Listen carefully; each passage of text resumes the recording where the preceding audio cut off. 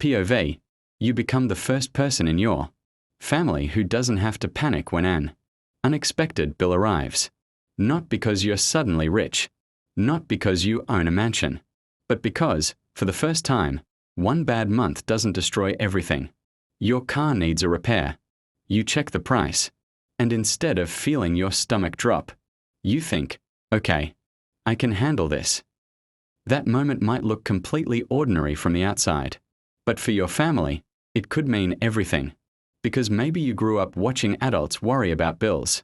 Maybe you heard conversations about rent. Maybe every unexpected expense meant putting something else on a credit card. And eventually, you learned a quiet lesson. Money isn't just money. Money is security. So when you finally build an emergency fund, pay down expensive debt, and start saving consistently, something changes. You stop making every financial decision from a place of fear. You don't have to say yes to every paycheck advance. You don't have to panic when the grocery bill is higher than expected. You don't have to keep working simply, because one unexpected expense could wipe you out.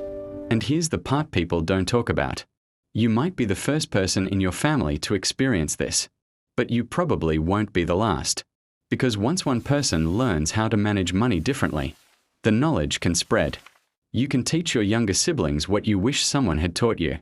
You can help your future kids understand saving before they understand debt. You can make emergency funds sound normal instead of mysterious. And maybe one day, someone in your family gets a flat tire, and nobody panics.